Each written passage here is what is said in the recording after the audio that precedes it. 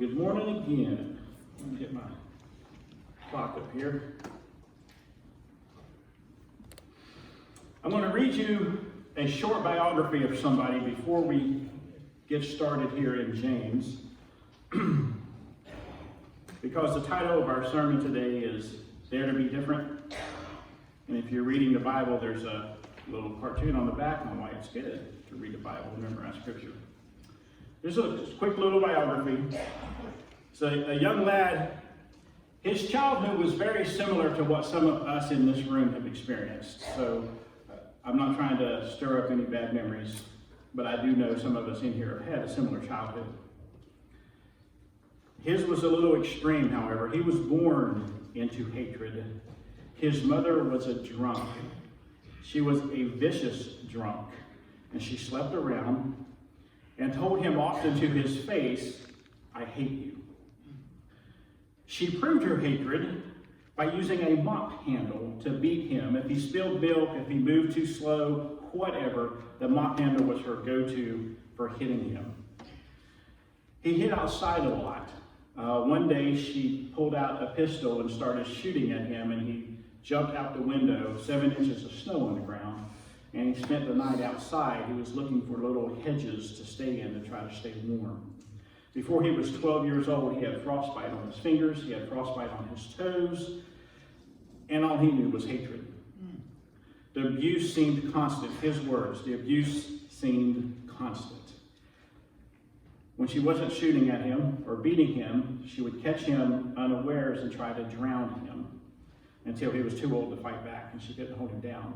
Eventually, the state did take him away from her, but she went to a rehab program and came back and got him back. And he was crying for his daddy one day, and she said, "That man's not your daddy. He never was." Well, part of it was just to shut him up and keep him from crying. Part of it was to hurt him, because that was really the only love he knew was from his dad. And so this hurt, just like she wanted it to. Eventually, though, even though it was true, this man was not his daddy.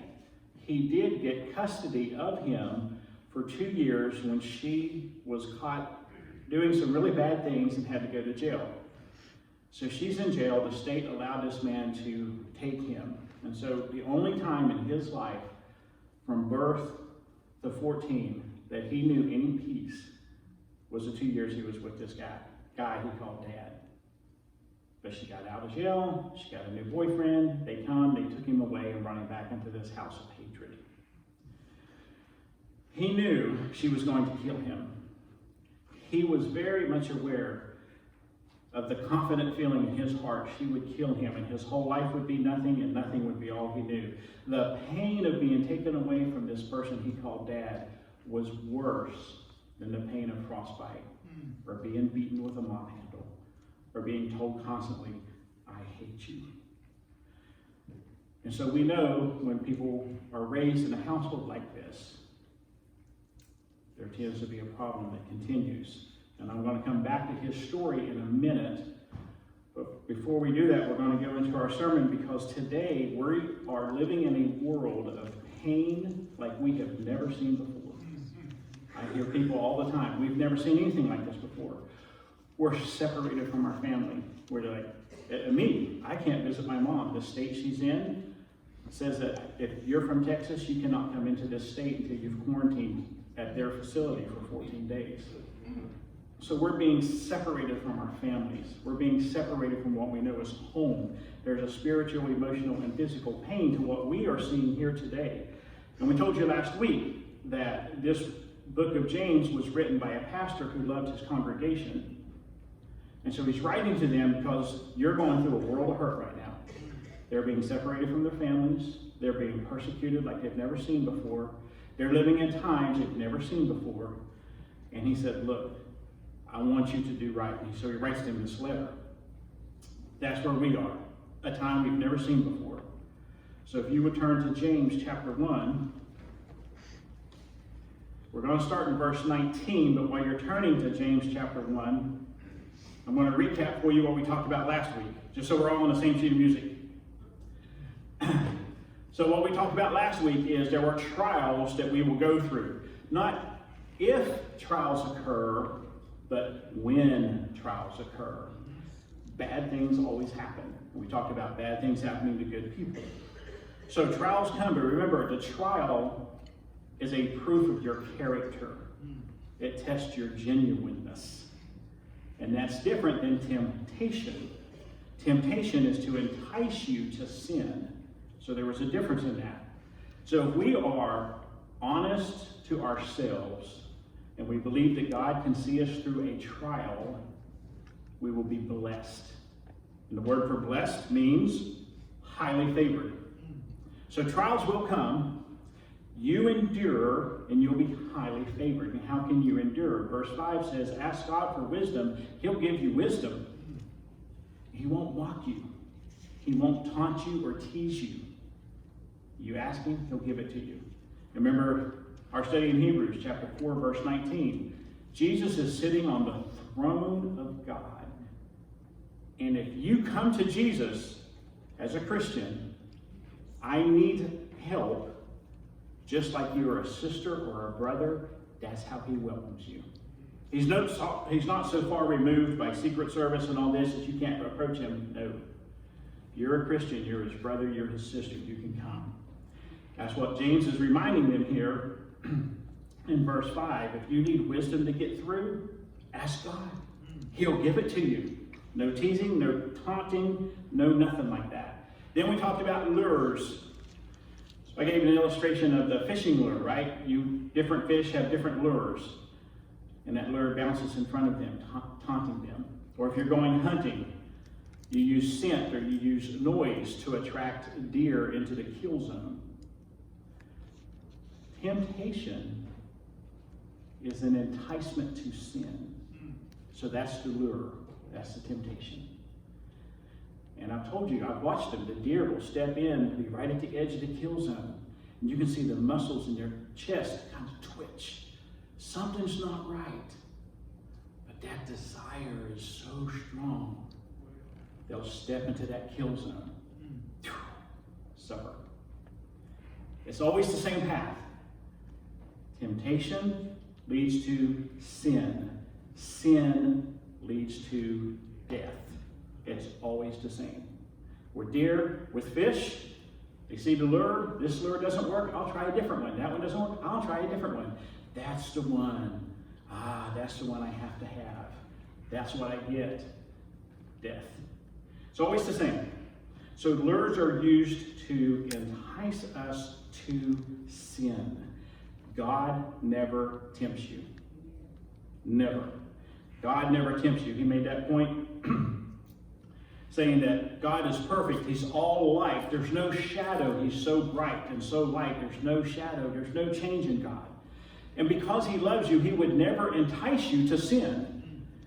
So yes, you'll read in the Bible that God tests someone. Remember, test is determining your genuine character.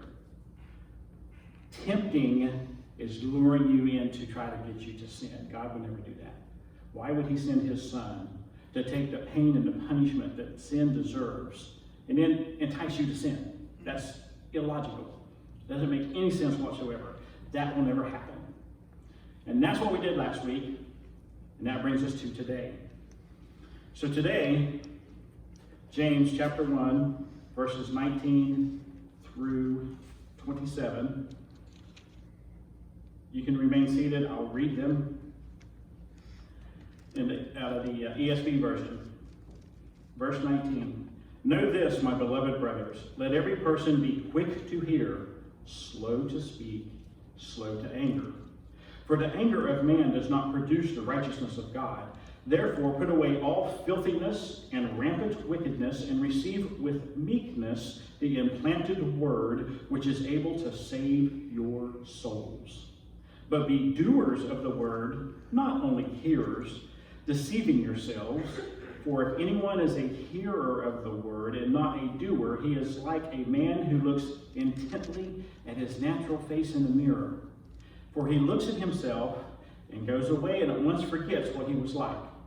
But the one who looks into the perfect law, the law of liberty, and perseveres, being no hearer who forgets, but a doer who acts, he will be blessed in his doing. If anyone thinks he is religious and does not bridle his tongue, but deceives his heart, this person's religion is worthless.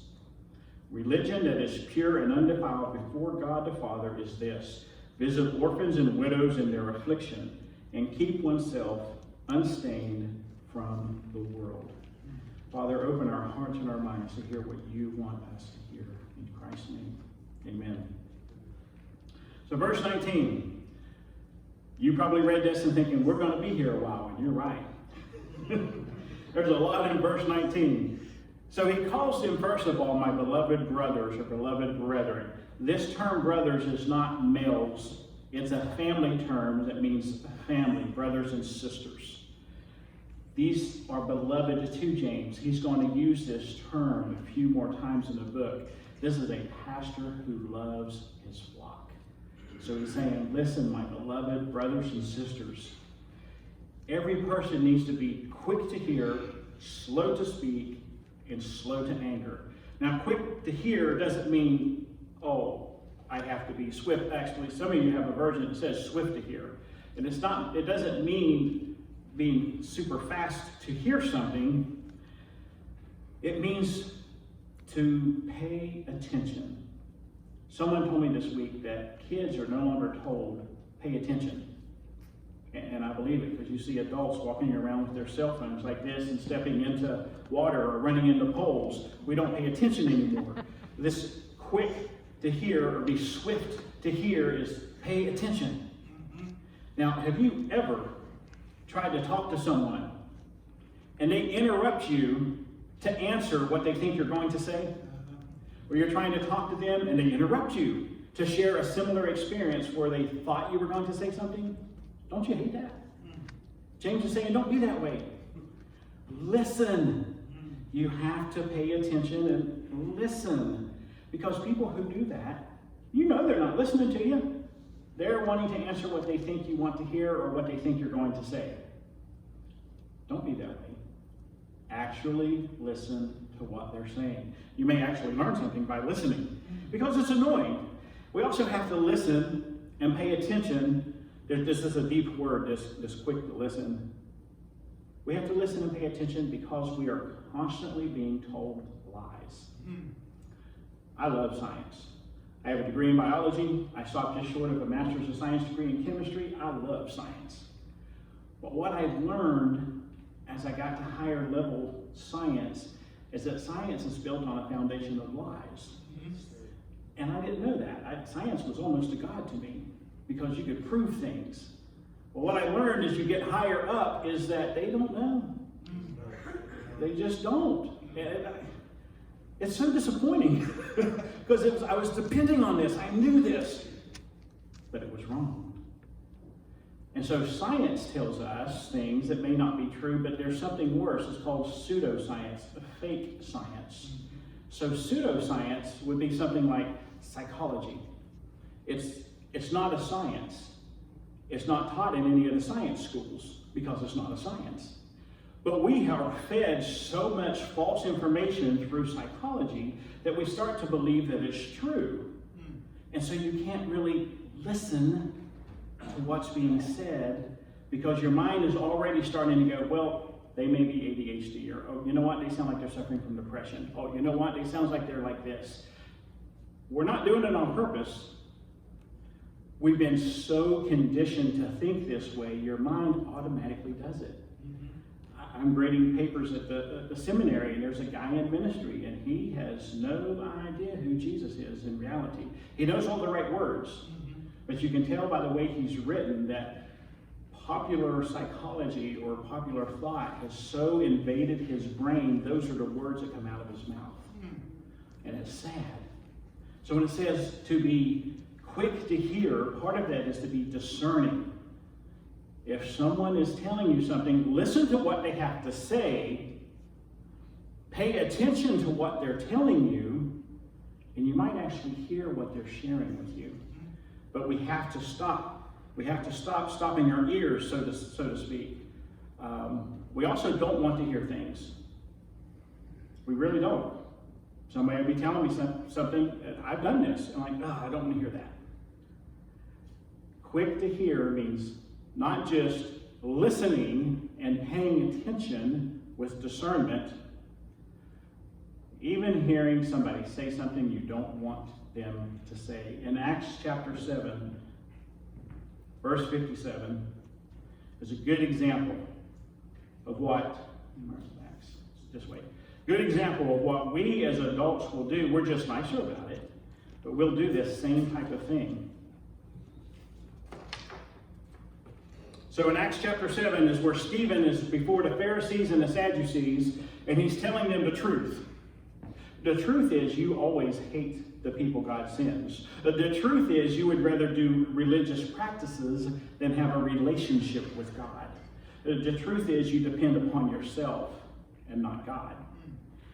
And as he's telling them these things, he says, behold, the heavens are opened and the Son of Man, or Jesus, is sitting at the right hand of God.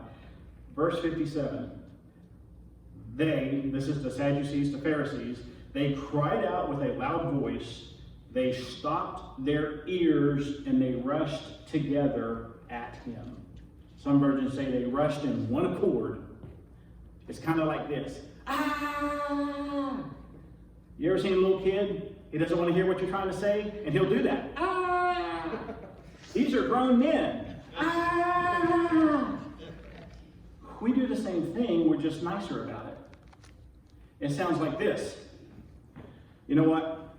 Everybody knows preachers are supposed to be clean shaven. He's got a beard, he can't say anything right. Or hey, he's reading out of the English version instead of the King James version. You know he's not right. That whatever gets in your ears that keeps you from hearing the truth, we will stop our ears and go, ah, because we don't want to hear the truth. Sometimes it's like this. That story I was telling you about that guy, his mama was really proud of the fact that she had abortions and was like, that's one reason that Jesus could not love me. We will make up an excuse why Jesus can't love us. Ah, that's what you're really doing. And it's silly. These are grown men, and they're acting like this. But this is really what we do. We're just nicer about it. Have you seen a little child throw a temper tantrum, rolling around on the screaming, ah? Adults will do it. It just looks a little different. We just start yelling somebody louder or pounding our fist. It's the same thing.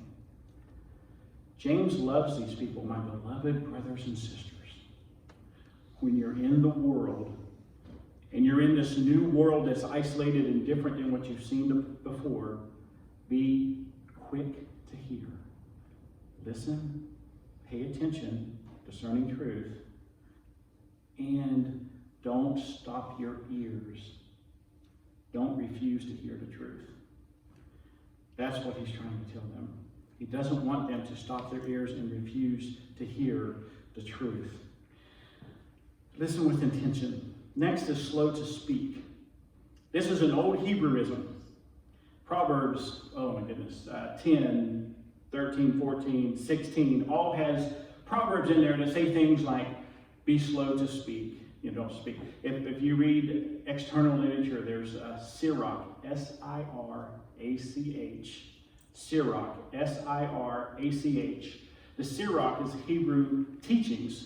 It says the same things. Chapter 5 and 6 is full of, be slow to talk. Don't talk so much. If you like to talk, you hate knowledge. If you like to listen, you love knowledge. Those kind of sayings are all in Sirach. But in our Bible, Proverbs chapter 17, verse 28 is probably the most known.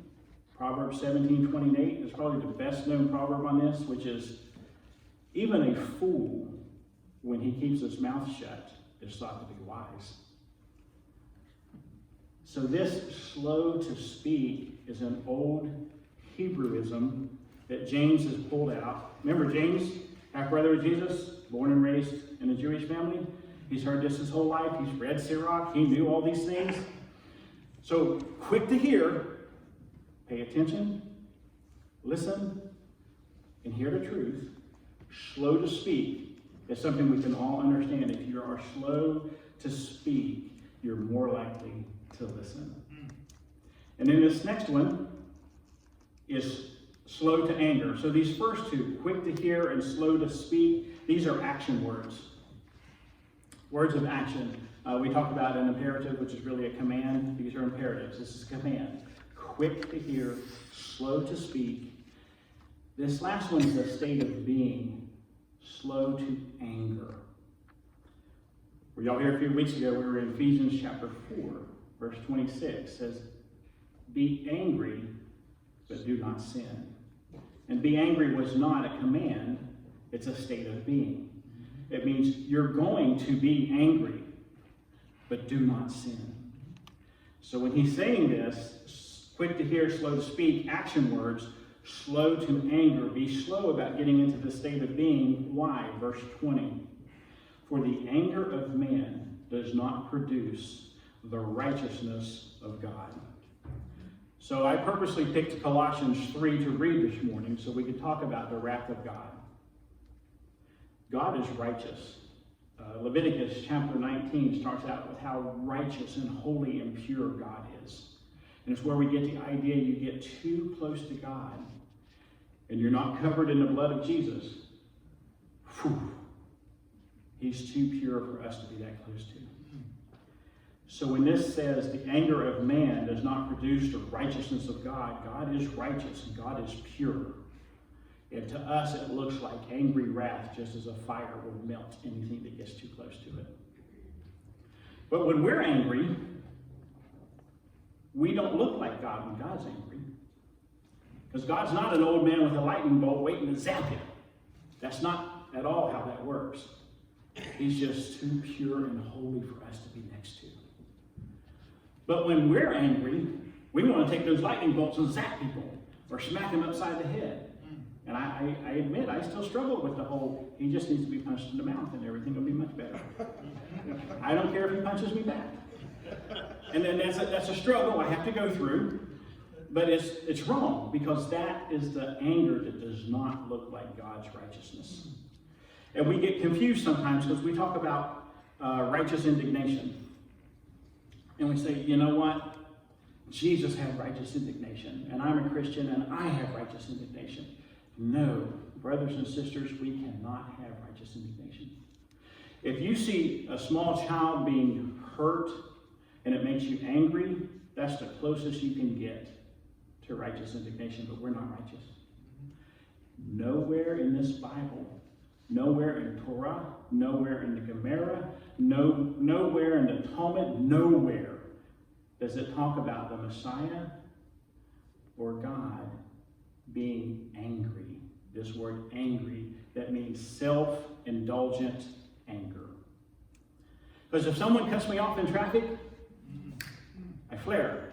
Now, Vicki and I have a little saying that stopped me from flaring, right? It's like, that joker, and for some reason that was funny to us, and then our anger goes away. But it still happens. Slow to anger means don't reside in that state of being angry unrighteously, because that's wrong. We are supposed to reflect God. We're supposed to reflect Jesus. So we don't live in that state. Verse 20, the anger of man does not produce the righteousness of God. So if someone goes, oh, but what about in chapter 2 of John, Jesus took 3 cords and he tied them together to make a whip and he beat those people. It says he was zealous for righteousness. See, he wasn't angry. It wasn't about me. It was about you're doing wrong to God. Zealous for righteousness. The word anger is not used in any language. Zealous for righteousness is used. God's anger is righteous because he's pure and he's holy. Our anger is unrighteous because we're usually angry because it didn't go my way. Like that little kid that's screaming and throwing a fit, and we do something similar. It's really about us. Because everyone knows a 2-year-old is selfish. It's all about me. You know, that's just life. That's a good reflection of who we are. Well, that takes us to verse 21.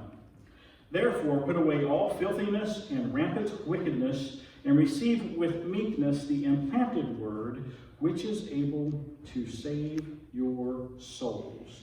This word for filthiness is very interesting. This word for filthiness is the same root Greek word for crud. I watched earwax being pulled out of an Indian man who had never cleaned his ears. And crud was the best way of explaining what was coming out of that man's ears. And if you think about it, when we take what the world teaches us and we put that in our heads, and that's how we're thinking, that's how we filter what's being heard. When you put away all this filthiness, it's kind of saying, pull the earwax out of your ears. Hear the truth. Listen with discernment. Pay attention. Now, this filthiness, literally, though, the way it's written, it literally means old rotten garments. Well, that's how we lived. So take that old rotten garments off. Remember, again, back in Ephesians, God knew what he was doing when he told me to preach out of this book, because this was not my plan. But in Ephesians chapter 4, verses 22, 23, and 24, Paul gave us very direct imperatives. You take off, you renew, and you put on. And that's the same thing that James is saying here. Remember, this was written way before Paul wrote his. He's saying, put away or put aside all crud. Put away all naughtiness. Some translations say naughtiness. Some say rampant wickedness. Some say the remains of wickedness. Put it off. Put it away. And really, until you do that, your heart's not right to hear the truth anyway. Mm-hmm. We have to do that. We have to hear with intention. We have to put this off. There's a moral imperfection to us. And this moral imperfection keeps us from being holy. Even Christians, even your preacher, we're not holy because we have a moral imperfection. But we can choose. We take it off. We read our Bibles. You draw closer to God. Now we're living a more righteous life. So, verse 21. Put away filthiness, rampant wickedness or naughtiness. Receive with meekness the implanted word. Meekness. Why meekness? I don't like meek. I'm a man. I don't care for that word. But it's a good word. And we do it with meekness because, as Paul said in Ephesians, right? You don't earn your salvation. It is a gift of God, so that no man may boast. See, I can never be righteous enough. I can never do enough good things for God to love me. Never. But with meekness, I appreciate the fact that Jesus did that. I appreciate that Jesus took a punishment that I deserved. I appreciate that Jesus took the pain. You ever been mocked and teased? That hurts. I'd rather be punched in the mouth than publicly mocked. But Jesus was publicly mocked. Jesus was publicly taunted and publicly beaten. He took that pain, so I didn't have to. So you didn't have to. And so when Jesus takes that pain for us, I can meekly say, yes, I receive the implanted word. Implanted word, that's an odd choice of words, isn't it? Implanted word means the gospel. That's something you take within yourself. And you take the gospel within yourself. Why? Because it is able to save your soul. The law could never save your soul. Going to church will not save your soul. Only the gospel can save your soul. That's why it's so important. That's why we have to do this. That's why we do greet, so we can worship together. Verse 22. 22 and 23 and 24. Be doers of the word and not hearers only, deceiving yourselves. For if anyone is a hearer of the word and not a doer, he's like a man who looks intently at his natural face in a mirror. He looks at himself goes away, forgets what he was like. Now, when I was first reading it, that doesn't make a whole lot of sense to me, looking at a mirror and going away. Obviously, I don't look in a mirror very often, right? So I don't get what is he talking about here. But the first part makes sense. Be a doer of the word, a doer of the gospel, and not hearers only, deceiving yourselves. Oh, that makes sense now. See, we can all look at the Pharisees and blame them. Well, see, they heard the word, they made up their new rules and their new laws, but they didn't really do the word, did they? They just heard it, and they made up their own way. I was going to bring my talent and put it on to show you, and I forgot. Jewish people wear a talent around their neck, and it has tassels that come off of it. You remember how many, Martin? 613 tassels. Because there's 613 laws that you have to keep. And you run your fingers over those tassels as you repeat the laws so that you won't forget them. If I'm a doer of the word, I need to actively be doing something. But if I'm only coming to church to hear things, it's like running your fingers over those tassels. I'm just sitting there, acting pure and righteous and holy, but I'm not really accomplishing anything. So this is very straightforward. Be doers of the word. If anyone's a hearer, verse 23, if anyone's a hearer of the word and not a doer, it's like looking at your natural face in the mirror and then, verse 24, going away and forgetting what you look like. When you read the Bible, it tells you who you are. It says, look, you're a sinner. Genesis chapter 4, verse 19. Genesis chapter 4, verse 19 is a story about Cain's great-great-grandson who decided, you know what? I need to have two women, not just one. And you know what? If someone offends me or bumps into me, I'm going to kill him. Because how dare you run into me? It's the story of Lamech. And in essence, that's kind of who we are. Really. Somebody cuts me off in traffic and I flare because you impeded my progress. You endangered my family. We all tend to be that way. And as we read the Bible, Jeremiah chapter 17, verse 9 says, who can know the heart because it is wicked and desperately evil? Well, not me, but really left to yourself, yeah, that's who we are. So what it's talking about with looking at the mirror, when you're reading the Bible and you're looking at your natural face, the word natural means your born state. Your natural being, your born state. I look at this, my natural state is selfishness. It really is. It's all about me and what makes me feel good. And when I look at the Bible and I'm reading it, it's looking in the mirror and I see that my natural state is really about me being selfish.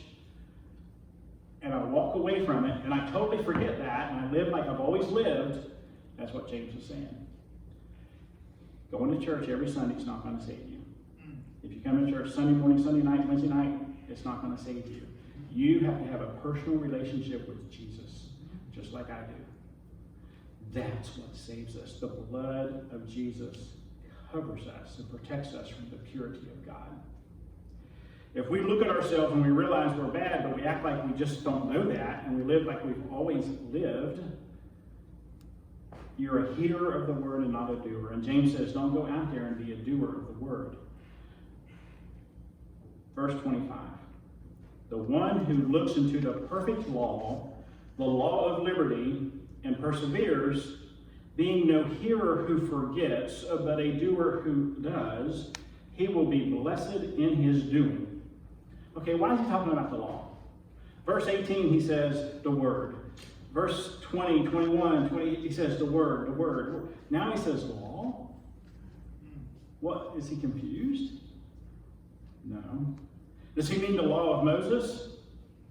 Yes and no. But yes, but no. See, it says that you look into the perfect law. Do y'all remember from last week what perfect means? Whole and complete. What did Jesus say when he was on earth? He said, I did not come to abolish the law, but to fulfill the law. The perfect law, the Mosaic law, is full and complete in Jesus. And then he calls it the law of liberty. Some of you have versions that say the perfect law of liberty. You combine it. That's perfect. That's great. The law of liberty. What does that mean? The law of liberty. We're free in Jesus is what that means. Yom Kippur. Y'all remember me telling about Yom Kippur? One day of the year, you can go and get forgiveness. And if you do these certain things a certain way, and you go before God, you can be forgiven. But if I remember that I forgot to forgive my brother, I need to go and do that before I can go and do it.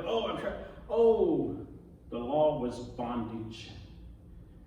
You had to keep all these rules and regulations. And the purpose of that was just to show you we can't do it. That's why we need Jesus. Jesus came down, he fulfilled the law, so now it's the perfect law, it's complete, and it's the law of liberty. You are free in Jesus. And what does that mean? You're free to obey Jesus.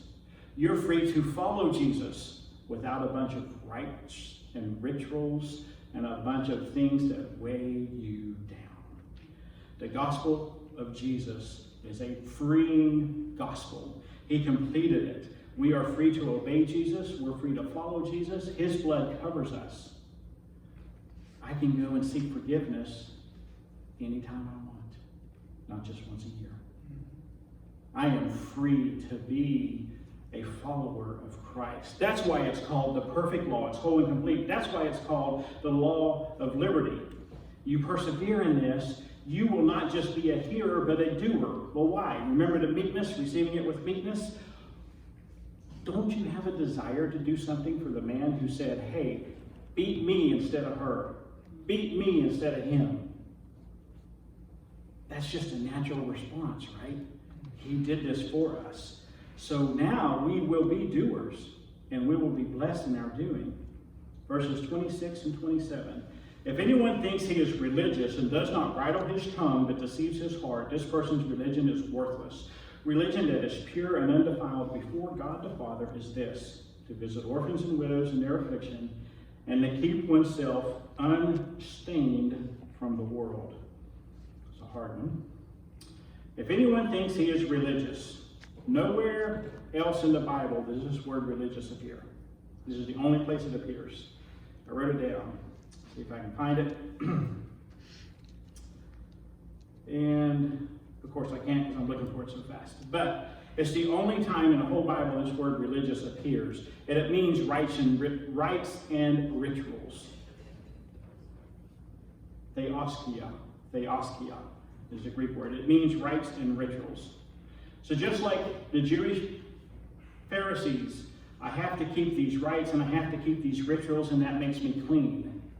And Jesus said, you're clean on the outside, but dirty on the inside, because you're not doing it for the right reason. That's what this word religious means. It's the only place it appears. So it took scholars some time to try to figure out what that meant. But it means that this pure, there it is, threstos. It's a way to become pious. That's all it is. And some religions will tell you that, right? If you do this, if you give so much of your money, if you give so much of your time, you're more pious, you're more closer to Jesus, you can belong to our religion. But that's not what Christianity says. Christianity says you come as you are, where you are, Jesus will change your heart. Then you have that desire and the strength of Jesus in you to do what is right. That's what's important, and that's what counts.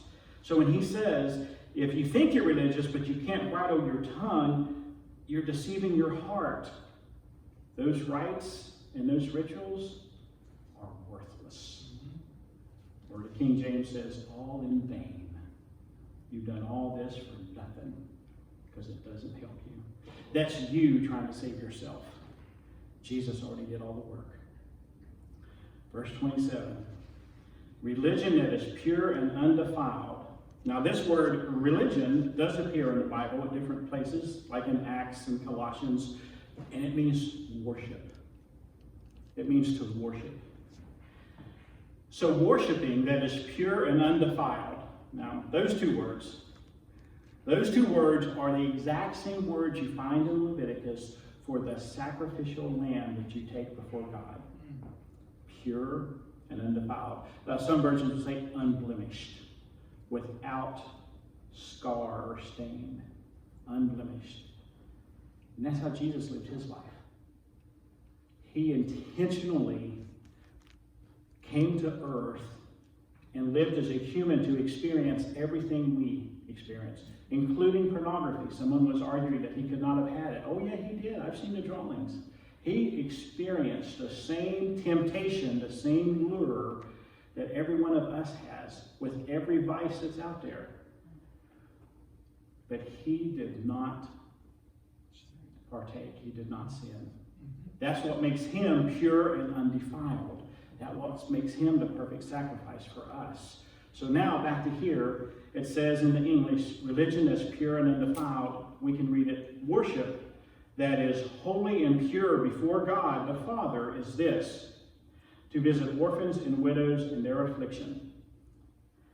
So the legalist will look at this and go, okay, orphans and widows in their affliction. Okay, well, she's not really afflicted, and well, yeah, she's not too afflicted. And so you're picking and choosing. No. And it's not limited to orphans, and it's not limited to widows. This is an example of, no matter where you went in the world, of oppressed people. If you're an orphan, there's no one to take care of you. If you're a widow, there's no one to take care of you. These people become oppressed. The world loves to take advantage of people who can't defend themselves. And what James is saying is a worship that is pure and unblemished before God is to visit the oppressed. Take care of them. Not just visit. Hey, how you doing? Okay, I gotta go by. But to actually bring them in. Some of us here live that life. You bring people into your house to take care of them. That is a pure worship before God. Now, if your intention is, I take care of all these people and I feed them, then it's about me, that's the worthless religion. But when you're doing it because the Jesus in you gives you the strength to do this, that's a pure worship that honors God. And the last part is to keep oneself unstained from the world. That's hard. Because we are constantly bombarded with it. And it's not like when I told you about we watch the news and we're constantly being told division and hatred, right? There's that. But even if you're not watching the news, books that you read, people you talk to are taking the wisdom of the world like crud and filling it in your ears and making it harder for you to hear the truth. So we have to be quick to listen. We have to pay attention to what's being said. Else we'll become stained with the world. Remember the young man I was telling you about? Would anybody be surprised if I said that he was on death row for killing women, specifically older women? None of us would really be surprised, would we? Or that he was in prison because he's taken to now abusing children because he was raised that way. None of us would be surprised. But at the age of 14, a friend of his kind of got in his face and said, you need Jesus. You are going to hell without Jesus. Now, wait a minute. That's kind of harsh, isn't it? I mean, this guy's a real victim. His mother beat him with broom handles. His mother shot at him. He has frostbite because his mother hated him so much. His mother was a vicious drunk who slept around. The world says if he becomes like this, we all understand. But he had a friend who loved him enough to say, you're a sinner. Now that's hard. We don't even want to go up to people who are sinning and say you're a sinner. But he had a friend who told him, and this is recent news, by the way. This is not something from 50 years ago. His friend said, "You need Jesus. You're going to hell." And he realized that his friend was telling him the truth. He accepted Christ. He became a Christian. He started going to church. As he got older, he was a Christian. He would tell you he was a Christian, but he hated his mother. And that was justified, because look at how his mother treated him. So that was something he held on to, and it was his. I hate my mom, but I deserve to hate my mom. He's reading Matthew 18, where Peter goes to Jesus and says, "Hey, how many times do I forgive somebody? 7 times? And Jesus said, 70 times 7. Right? He realized, I'm supposed to forgive my mom. 1, I don't want to. And 2, I don't even know how. But he did what he knew. He went to his mom and said, "Hey, Mom, you need Jesus. You need to know Jesus in your life." And his mom said, "You thought I hated you before. Now you're a weirdo. I hate you even more." How old are you right now, guys? Gals, how old are you right now? Add 10 years to that. For some of you, you're in the 90s. Add 10 years to that. From now to that age that you're going to be, he spent that much time facing his mom, who said, "You're a weirdo. You're one of those freaks. Just get out of my face. I tried to abort you, you stupid person," she said other words, "and it failed. And the only reason I even had you is I was trying to trap your real father into marriage. Just leave me alone." He shows up at the door. "If you're going to say Jesus, don't come in." He would talk to her anyway. 10 years. That's all he got. But after 10 years, she finally realized, I need Jesus. And Heath Lambert said, when his mom got on her knees and asked Jesus into her heart, it's a miracle he'd never expected to see. And it is a miracle every time Jesus accepts you. It's a miracle. Your life has changed. You actually become alive for the first time. For the first time, his mother was alive. Now, Heath Lambert did not kill people or wind up on death row or abuse children. Heath Lambert, he's 40 years old, maybe 41. He is the senior pastor of First Baptist Church, Jacksonville, Florida. Heath Lambert's an adjunct professor at Southern University, and he wrote several books, not on abuse, but on biblical counseling. Here's a man who is unstained from the world, because what we would say, we understand why you're in jail, we understand why you hate people, we understand. No, Jesus. But Jesus changed his life. That's why he's a pastor. That's why he's a professor at a seminary, because he did not subscribe to what the world taught. At 14 years old, he started reading this, and Jesus changed his heart. So he went from hatred to love. And that is what we all have an opportunity to do in Jesus. Rob's going to come up here and play an invitation. And if you're a Christian and you need to get your heart right, take this time. The reason I told you Heath's story, he's a real-life young person who has every right to be ugly, and he's not. And some of us in this room had a life similar to his. Where are you? You're in church. Praise God. You're not in jail. But Jesus changed everything for Heath. But Jesus changed everything for me. If you're a Christian, take this time. And it's okay if Rob's the only one that's singing, because he's got a beautiful voice. Take this time to get right with Jesus. Confess your sin. And focus on Jesus, because we have a whole community out here waiting to hear about Jesus, and we've got to do that. You've heard me say, if he's in your heart and he's in your head, he's going to come out of your mouth. That's where we need to be. If you're not a Christian, I'm going to be right down here in the middle. Come talk to me. Let me tell you about Jesus. And if you're looking for a church, come talk to us, because we love Jesus, and we would love for our family to grow and help reach the community. What you got for us, brother?